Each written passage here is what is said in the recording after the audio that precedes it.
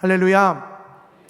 자, 무더운 날씨 속에서도 하나님을 사랑하고 하나님께 감사하여 이 자리에 예배하시는 여러분들께 하나님의 한없는 은혜와 사랑이 넘쳐나게 되시길 주님의 이름으로 축원합니다. 자, 우리 좌우 앞뒤 분들과 우리 인사하겠습니다. 무더운 날 그래도 예수로 승리합시다. 인사하겠습니다.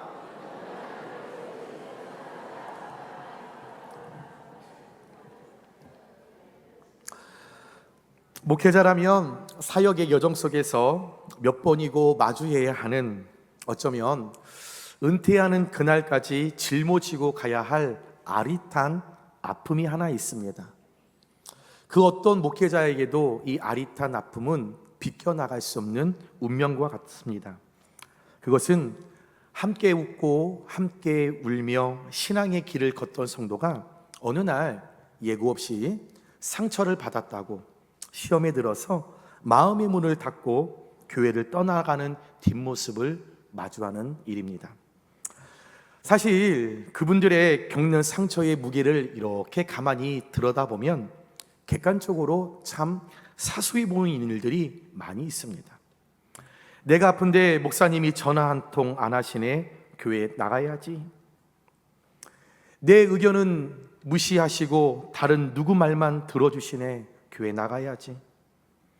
목사님은 저 집사만 예뻐하고 나는 안 예뻐하시네, 교회 나가야지. 가족보다 내가 너랑 더 친한데 왜 너는 저 사람과 이야기만 해, 너 내 마음도 몰라주네, 구역 식구에게 상처받아 나 교회 나가야지 등등. 물론 사람마다 느끼는 감정의 온도가 다르기에 그 상처들이 가볍다라고 말할 수는 없습니다. 하지만 안타까운 사실은 교회를 떠난다고 해서 그 상처가 치유되거나 또 그 문제가 해결되지는 않는다라는 거예요.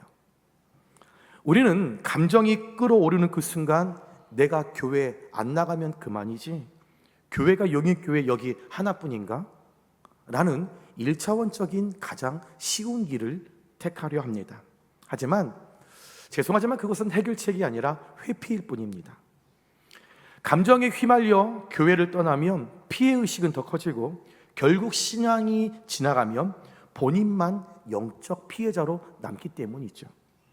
무엇보다도 안타까운 것은 그 고난을 통해 얻을 수 있는 영적 성숙의 기회를 영영 잃어버리게 된다는 거예요.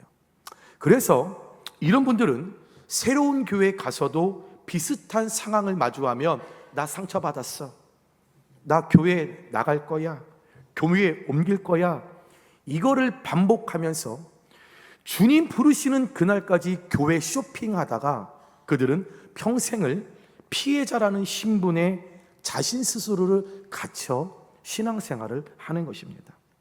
여러분, 신앙생활을 하시면서 상처와 실망 그리고 시험거리를 단 한 번도 겪어보지 않은 분들은 이 자리에 아무도 없을 겁니다. 분명 이 자리에 계신 모든 분들 신앙생활 하시다가 상처 입은 적 있으시겠죠. 내 마음 누군가를 통하여 실망한 적 있으시겠죠. 때로는 목회자 때문에 마음 아픈 분 있겠죠. 그래서 시험에 들락말락 하셨던 분들 있겠죠. 그러나 우리가 반드시 깨달아야 할 사실이 있습니다. 신앙생활 중 찾아오는 상처와 시험은 우리가 피해야 할 저주가 아니라 믿음으로 통과해야 할 영적 훈련장이라는 사실입니다. 신앙생활을 하다가 여러분, 내가 알아요. 내가 상처받을 것 같으면 내가 알아요. 시험 들 것 같으면 내가 알아요. 그러면 나 왠지 이 사건 때문에 시험 들 것 같은데, 나 저 집사님 저 말에 나 상처받을 것 같은데, 목사님의 저 눈빛에 나 마음 상할 것 같은데 라고 내가 생각이 드는 순간 감정으로 반응하면 실족하지만 말씀으로 반응하면 성장하게 될 줄 믿습니다. 여러분, 상처를 만날 때, 시험을 만날 때, 고난을 만날 때, 절망을 만날 때 내가 그냥 1차원적으로 유치부 아이처럼 내가 교회 떠나면 그만이지, 선뜻 결정하기보단 오늘 함께 나눈 본문 야고보서 1장 12절에 함께 읽어볼까요? 시작. 시험을 참는 자는 복이 있나니 이는 시련을 견디어낸 자가 주께서 자기를 사랑하는 자들에게 약속하신 생명의 멸류관을 얻을 것이기 때문이라. 이 말씀을 기억하고 떠올리고 의지하시면서 그 순간에 잠깐이라고 하는 그 감정, 내 감정에 휘둘리지 마시고 우리 안에 욕심 대신 믿음을 심으시고 죄 대신 생명의 열매를 맺게 하실 그 하나님을 의지하는 저와 여러분들 되시길 주님의 이름으로 축원합니다. 우리가 겪는 이 상처와 이 시험을 내가 겪는 이 감정, 그런데 우리가 겪는 이 감정을 오늘 성경 속에 그대로 몸부림치며 겪었던 사람이 있습니다. 바로 본문의 주인공 모세입니다. 여러분, 놀랍지 않으세요? 모세가 누굽니까? 모세는 직접적으로 하나님을 대면하여 하나님과 대화했던, 하나님의 음성을 들었던 영적 거인이 모세입니다. 그런데 그 모세가 오늘 말씀을 보니 상처를 입었대요. 오늘 모세가 시험에 들었대요. 여러분, 이 사실은 오늘 모세가 시험에 들었다라는 이 진리는 우리에게 아주 중요한 깨달음을 허락하죠. 신앙생활의 깊이가 깊다고 해서 시험의 유혹에서 면제되는 것은 아니라는 거예요. 모태신앙이어도요, 교회 30년, 50년, 60년 다녀도요, 목사여도요, 장로님이어도요, 권사님이어도요, 시험의 유혹은 면제되지 않는다라는 사실이죠. 그렇다면 오늘 영적 거인 모세가, 그 대단했던 모세를 무엇이 그렇게 이토록 처절하게 상처를 입히고 시험에 들게 했을까? 또 그 상처와 시험에 들려고 하는 그 모세는 어떻게 이 상황을 이겨낼 수 있을까? 함께 오늘 말씀을 나눌 때에 여러분, 이 말씀 여러분 정말 우리 평생 신앙에 다시 한번 내 자아와 내 깊은 속사람까지 깨달음을 통하여 이제는 제발 나 교회 떠나야지, 이런 소리 하지 마시고, 떠날 거면 조용히 떠나시고, 상처받았다고 말씀하지 마시고 속으로 상처를 여러분들 감추시면서 여러분 신앙과 믿음으로 이 상처와 시험을 끝까지 이겨내셔서 마지막 그날 가운데 생명의 면류관을 받는 저와 여러분들 되시길 주님의 이름으로 축원합니다. 어느 날이었습니다. 이집트의 바로왕 그늘 아래에서 고난, 학대를 당하고 있던 이스라엘을 하나님이 보셨으니 마음이 너무 아프신 거예요. 이제는 내가 그들을 구원해야겠다라는 생각을 하시고 하나님께서 그 광야에 평범한 목자로 살고 있었던 모세를 부르셨습니다. 그리고 모세를 향하여 하나님 말씀하십니다. 모세야, 모세야, 내가 바로왕 앞에 가라. 내가 너를 통하여 이스라엘을 구원할 것이니 네가 바로왕 앞에 나아가 그 바로에게 내 백성 이스라엘을 내보내라 말하라 명령하셨습니다. 모세는 하나님의 이 말씀을 듣고 두려웠습니다. 왜요? 바로왕이 어떤 인간인지를 너무나 잘 알고 있었기에. 아주 못되고 심술짓고 사람을 괴롭히는 그 바로왕 앞에 나보고 가라고? 하나님의 명령에 모세가 이야기합니다. 하나님, 나는 입이 뻣뻣하고 혀가 둔한 자입니다. 다른 사람을 보내세요. 하나님, 나는 말을 잘 못해요. 하나님, 나는 겁쟁이에요. 나는 염려하는 사람이잖아요. 나는요, 바로를, 나는 그 마음을 내가 만지며 설득할 수 없습니다. 그러니 하나님, 나 말고요 다른 사람을 보내세요 라고 무려 5번이나 하나님의 명령을 거절합니다. 그리고 끝까지 가지 않겠다라고 버텼습니다. 그러나 모세의 고집보다 하나님은 더 큰 강력한 강권적인 명령으로 모세를 무려쳤을 때 이 모세는 강권적인 하나님의 명령을 거절하지 못하고 하나님의 그 약속을 믿고 그냥 순종하면서 하나님 시키신 대로 바로왕 앞에 갔죠. 그리고 말합니다. 바로왕이여, 내 백성을 내보내십시오. 강하게 선포했습니다. 이때 모세는 엄청난 기대를 했을 거예요.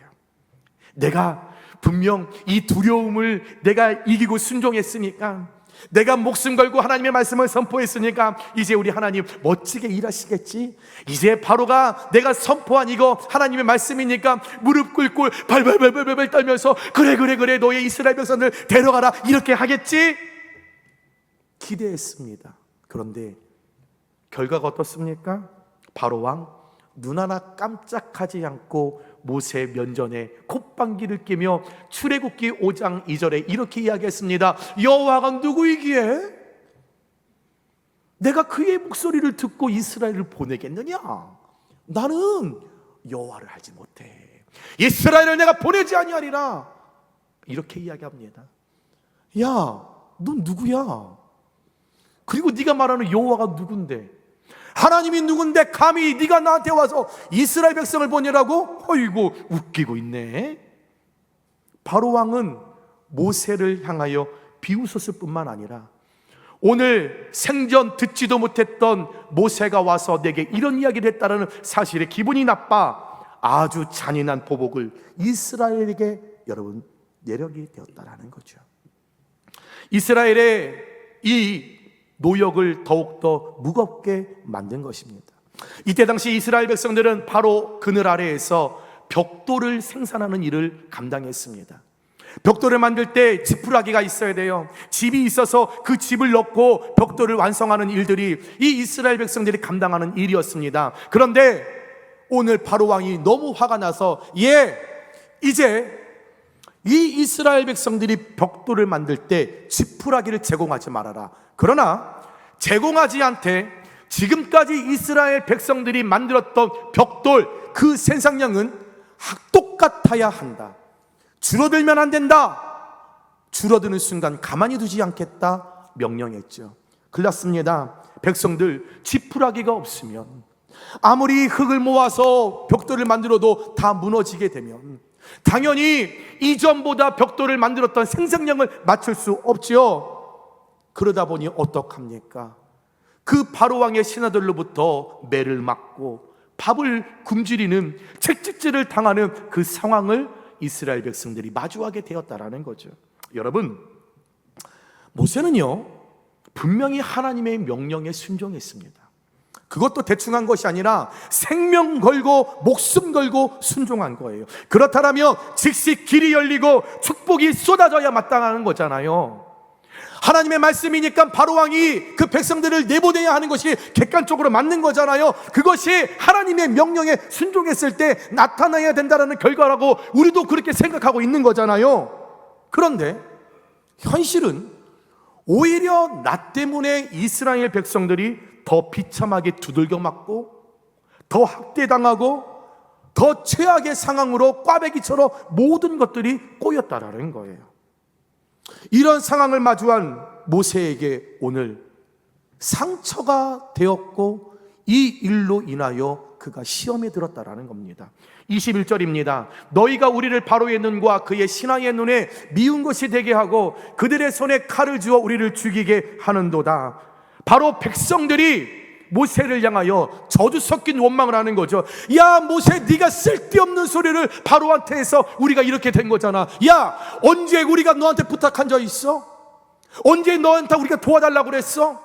언제 우리가 너한테 이스라엘에서 우리를 구원해달라고 너한테 요청한 적이 있냔 말이야. 너 왜 오지랖 넓게 왜 네 자리에 있는 것도 아니고 네가 뭔데 그렇게 일을 이렇게 만들어놔서 우리를 이렇게 비참하게 만들어놔.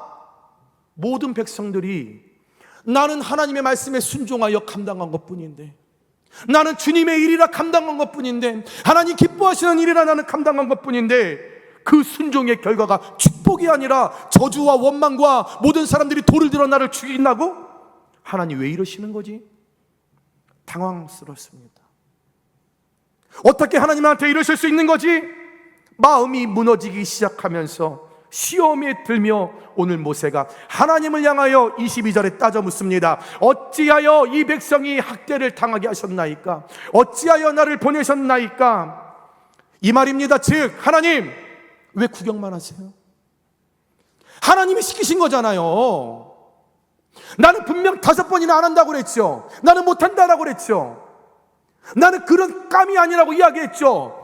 근데 하나님이 분명히 나와 함께 하신다고 했죠. 그래서 나는 했죠. 그런데 하나님 왜 약속 안 지키세요? 하나님 왜 약속을 안 지켜서 이스라엘 백성들이 나를 향하여 저주하고 원망하는 상황을 하나님 왜 만드십니까? 하나님 이럴 수 있어요? 하나님 나 상처받았어요. 하나님 나 시험에 들었어요. 나 지금 이 시간부터 하나님 나라 옮깁니다. 나 다른 나라 갈 거예요. 이런 식으로 오늘 하나님께 그가 울며 불며 부르짖었습니다. 사랑하는 여러분, 저 여러분도 이런 경험이 있지 않으십니까? 우리가 분명 신앙생활하며 교회 안에서 또한 가정에서 여러분들의 직장에서 나는 세상의 일이 아닌 하나님의 일을 하는데 나도 모르게 시험 들 때가 있어요. 나는 회사를 위하여 수고했는데 나도 모르게 시험에 들 때가 있어요. 분명히 선한 일이에요. 누가 봐도 하나님 기뻐하시는 일이에요. 분명히 직장에 여러분 내가 유익을 주는 일이에요. 그런데 상처받고 교회를 떠나고 직장을 떠나고 싶은 그 충동을 느낄 때에 그 시험이 분명히 우리에게 있다라는 거죠. 왜 그럴까요? 여러분은 왜 신앙생활을 하면서 주기적으로 왜 시험에 드세요? 여러분은 왜 신앙생활을 하면서 왜 주기적으로 상처를 받으세요? 우리가 신앙생활 중에 시험에 드는 이유는 상황 그 자체보다 그 상황을 해석하는 우리의 인지적 틀이 무너지기 때문입니다. 무슨 말이냐면 첫 번째, 우리가 시험에 드는 것은 the expectation gap, 기대의 붕괴입니다. 하나님의 뜻대로 살면 즉시 길이 열려야 한다라고 하는 보상적, 중심적 사고가 깨질 때 우리는 회의에 빠지는 거죠. 내가 이만큼 헌신했는데, 내가 이만큼 충성했는데, 내가 이만큼 11조 했는데, 내가 이만큼 성경금 했는데, 내가 이만큼 교회 개척하는데 내가 그만한 애를 썼는데, 그런데 그 결과 왜 우리의 자녀는 이렇게 살아가지? 왜 내 사업은 점점 어려워지지? 왜 우리의 가정은 점점 어렵지? 라는 기대의 간극이 시험의 시작이라는 거죠. 두 번째, 시험이 오는 이유는 소셜 리센트먼트입니다. 관계의 붕괴인 거죠. 고통이 심해지면 인간은 비난의 대상을 찾습니다. 그런데 상처를 받고 시험에 들 땐 여러분, 나를 먼저 보셔야 합니다. 왜 내가 상처를 받았을까? 왜 내가 시험에 들까? 나를 봐야 하는데 대부분의 사람들은 나를 보지 않고 어떤 비난의 대상을 찾는다라는 거죠. 여러분, 오늘 이스라엘 백성들에게 가혹한 노역을 성사한 것은 모세가 아닌 바로 왕입니다. 그런데 바로 왕은 무서워요. 그러니 그 비난의 대상을 이스라엘 백성들이 모세를 향하여 하고 있는 거죠. 여러분, 제공자는 바로 왕이에요. 그러면 바로에게 해야지. 이 비난의 대상을 모세에게 향하고 있죠. 그러니 이 모세 지독한 고립감에 빠지게 된 것입니다. 아무도 내 마음 몰라주네. 나는 이렇게 수고했는데, 이렇게 헌금했는데 담임 목사가 안 알아주네. 이렇게 열심히 반찬 만들었는데 목사님이 몰라주네. 이 생각이라는 것이 들 때 여러분, 관계의 붕괴가 무너질 때 시험은 깊어진다라는 거죠. 세 번째, vocational crisis, 사명의 회의입니다. 모세는 하나님께 물었죠. 22절 마지막에 어찌하여 나를 보내셨나이까? 자신의 존재 가치가 부정당할 때 시험은 점점 달한다라는 거죠. 다시 쉽게 여러분께 말씀을 드리면, 오늘 모세가 시험에 들게 된 이유, 하나님의 말씀에 나는 순종한 건데, 하나님의 일을 한 건데 왜 상황이 이렇게 어려워지지? 기대가 붕괴된 겁니다. 이 일로 인하여 이스라엘 백성들이 나를 원망하네, 나를 저주하네. 그렇다면 나는 저 이스라엘 백성과 왜 관계가 붕괴되었네? 하나님, 이러실 거면 뭐하러 나를 부르셨어? 뭐하러 나에게 약속하셨어? 뭐하러 시키셨어? 세 번째, 사명의 회의를 느끼는 인지적 틀이 무너지니 오늘 모세는 시험이 들었다라는 거죠. 여러분, 신앙생활 하다 보면 누구나 시험에 들 수 있겠죠. 사람이 모이는 공간 안에 상처받을 수 있겠죠. 왜 내가 작은 일에 왜 내가 시험을 다 이겨낼 수 있을 거라, 여러분, 우리 그렇게 여기지 않으시잖아요. 여러분, 목사도 시험에 들어요. 어떤 분들은 그러더라고요. 목사님은 시험에 안 드시죠? 아니요, 저 잘 들어요. 자, 교육자들이 식사를 합니다. 오시연 장로님이 아이고, 우리 교육자들 수고하셨으니 삼계탕 오늘 드시죠. 그러면서 제 앞에서 아이고, 어린이 성경학교 하느니라 우리 왕신경 전도사님 안 되는 몸을 띄고 그 춤추는 날 얼마나 힘드셨어요. 이거 닭다리 하나 드세요. 제 앞에서. 여러분, 저 시험에 들어요. 그럼 저도 시험이 들어서 세상에 오시영 장로님 그럴 수 있어? 나 서운해갖고 나 교회 나갈 거야. 저 교회 나가도 됩니까? 여러분, 저 나가도 되는 거예요? 저 시험에 들었다니까요. 그러면 그 시험거리가 아닌 그냥 속상해도 혼자 속으로 내가 이제 오시영 장로님 내가 보나 봐, 내가 이제 안 봐, 내가 하고 사택에 가서 지갑 들고 용인시장 가서 닭다리 5개 사가지고 밤에 삼계탕 끓이면서 5개면서 오장로님이 안 사줘도 내가 5개 난 먹을 수 있어, 괜찮아. 그 시험과 상처를 어떻게 극복하느냐가 여러분 더 중요하지 않겠습니까? 시험 들 수 있다니까요. 상처받을 수 있어요. 서운할 수 있어요. 그러나 그것에 빠져 있는 것이 아니라 어떻게 극복하는 것이 더 중요하지 않겠습니까? 오늘 그 모세, 시험에 들 수 있는 그 상황이었지만 오늘 그가 4가지의 영적 원리를 통하여 이 시험을 이기게 되었습니다. 어떤 원리일까요? 첫 번째, low honesty, 정직한 토로였습니다. 여러분, 우리는 시험이 들 때에 정직한 토로를 하셔야 합니다. 모세처럼 하나님께 나아가 거칠게라도 여러분 질문하셔야 합니다. 하나님 왜 그러세요?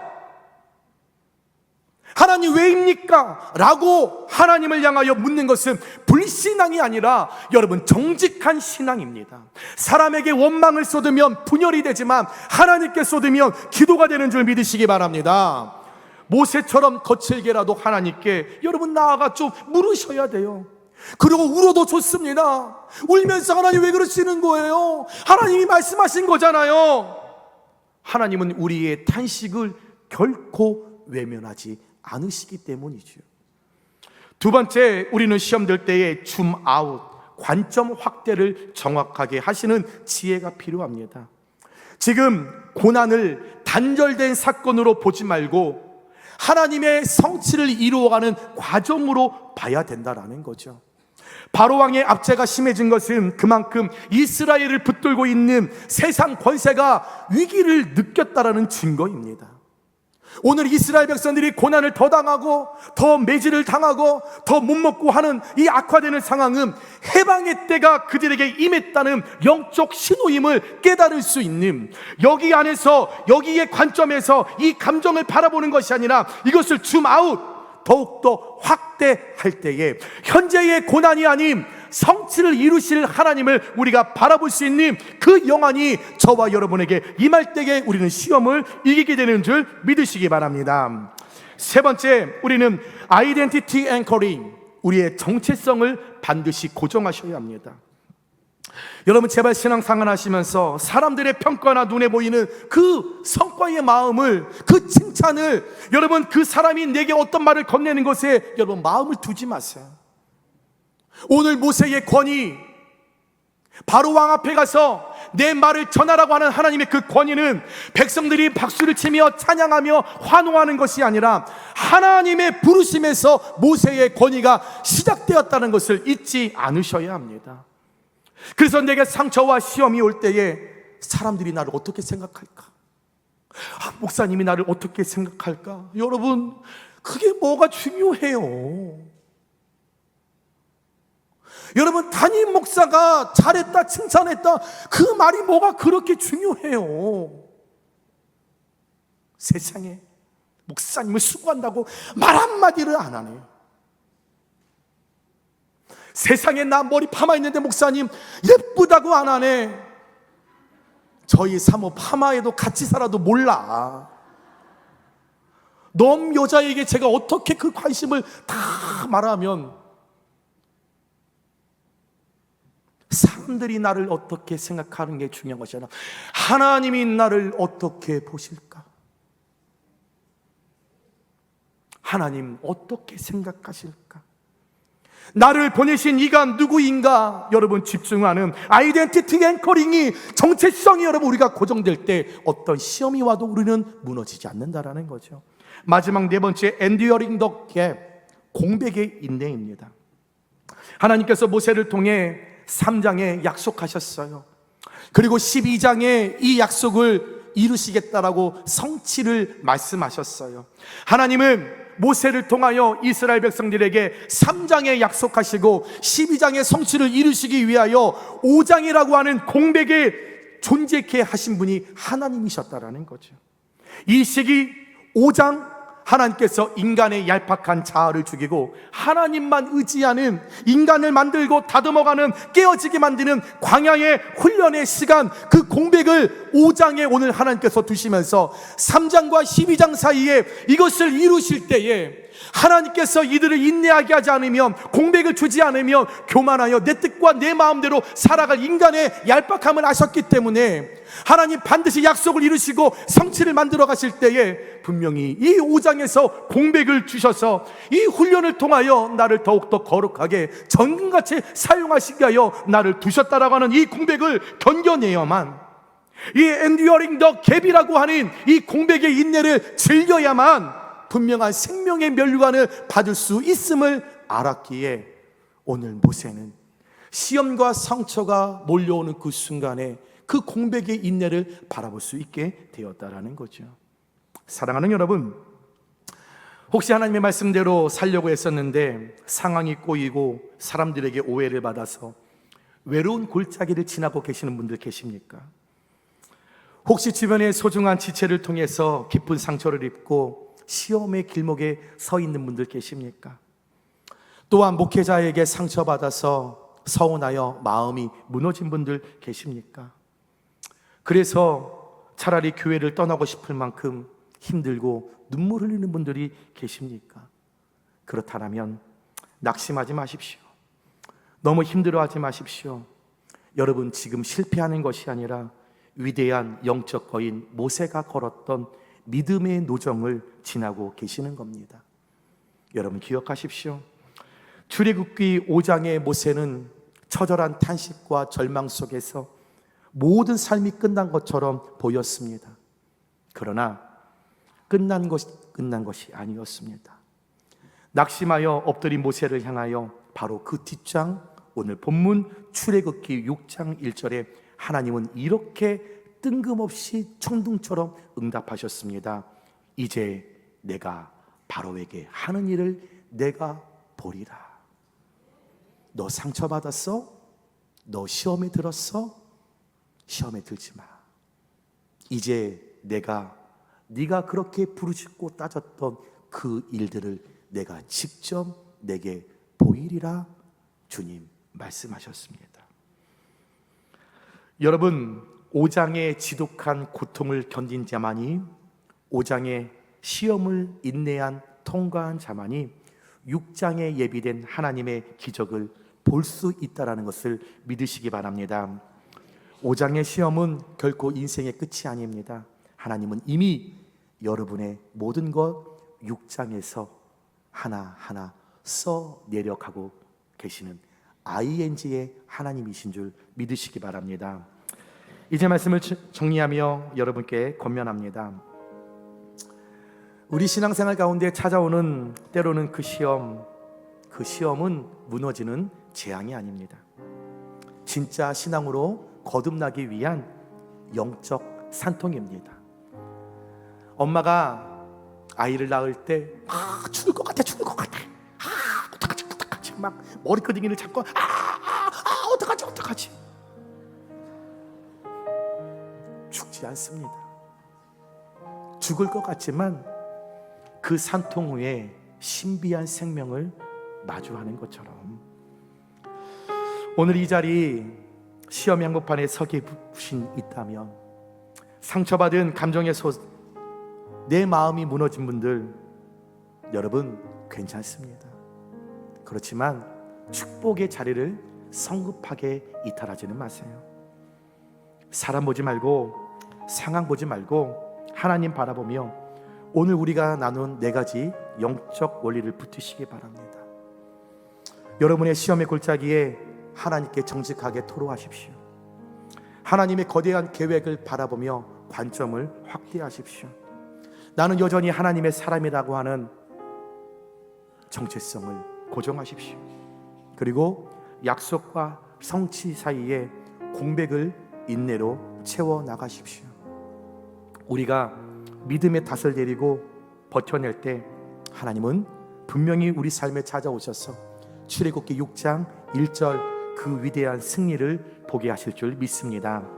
이제 내가 하는 일을 내가 보리라. 한 가지 예화를 말씀드리고 말씀을 마치겠습니다. 어떤 교회의 여자 집사님이 구역 집사님과 싸움이 일어나서 교회를 나가겠다고 목사님을 찾아왔습니다. 목사님, 나요 아무개 집사 때문에 시험이 들어서 교회 나가려고요. 목사님 그렇게 아세요? 나갈 건데 뭐하러 찾아옵니까? 그래서 목사님이 이야기합니다. 집사님, 그럼 나가시기 전에 제 소원 하나를 좀 들어주시겠습니까? 속으로 뭐 나갈 건데 뭐 또 소원까지 들어달라고 그래. 그래도 어차피 뭐 목사님 함께하는 동안 기도해 주시고 축복해 주셨고 사랑 주셨으니 그래도 목사님 소원 드려드려야지. 예, 그래요 목사님. 소원이 뭐예요? 집사님, 저랑 잠깐 본당으로 가실까요? 아유 귀찮게 뭐 본당까지 가. 그냥 이야기하지. 본당에 왔어요. 그리고 목사님께서 집사님께 이야기했습니다. 집사님, 이 컵을 손에 잡으세요. 물이 꽉 찬 컵이었습니다. 집사님, 이 컵을 갖고 뒤에서 본당 앞까지 한 바퀴를 물을 한 방울도 흘리지 말고 여기에 오시면 좋겠어요. 속으로 별걸 다 시키네 진짜. 교회 나간다고 미군 가면 별걸 다 시켜. 아유. 그렇지만 마지막 소원을 드리기 위하여 물컵을 잡고 저 뒤에서 본당 앞으로 걸어옵니다.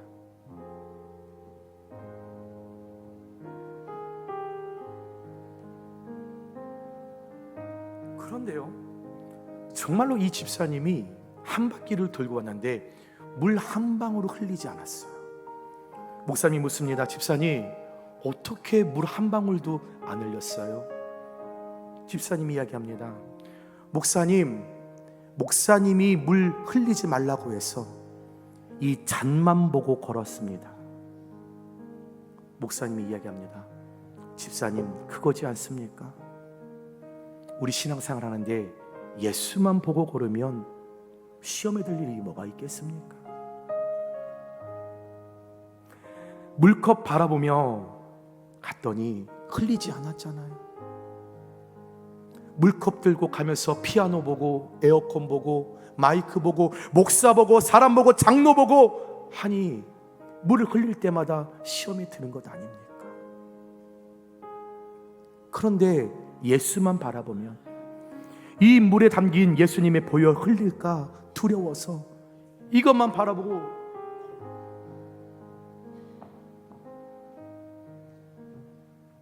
그 집사님 갑자기 가슴을 치며 강단에 엎드려 하나님 잘못했어요. 내가 예수님만 보며 신앙생활하고 있는데 하나님 제가 아니었어요. 피아노 보고요, 목사 보고요, 사람 보고요 그렇게 했습니다. 여러분, 시험에 드실 수 있어요. 사람의 말에 상처 입을 수 있어요. 때로는 부족한 목사의 이 따뜻한 말 한마디가 없어 서운하실 때도 있겠죠. 그렇지만 저와 여러분이 예수 믿는 이유, 신앙생활 하는 이유, 컵에 담긴 예수님 아니겠습니까? 그 예수님 끝까지 바라보시며 여러분, 이제는 제발 우리 함께 용인교회에서 신앙생활 하는데 상처받았어요, 교회 나갈 거예요, 시험에 들었어요, 이런 이야기가 아니라 이제 내가 하는 일을 목사님 제가 잘 보고 있습니다, 하나님이 하시는 일을 잘 보고 있습니다 고백하면서 끝까지 부르시는 그날까지 여러분의 자리 아름답게 잘 지켜나가시는 오직 예수님만 끝까지 바라보시는 저와 여러분들 되시길 주님의 이름으로 축원합니다.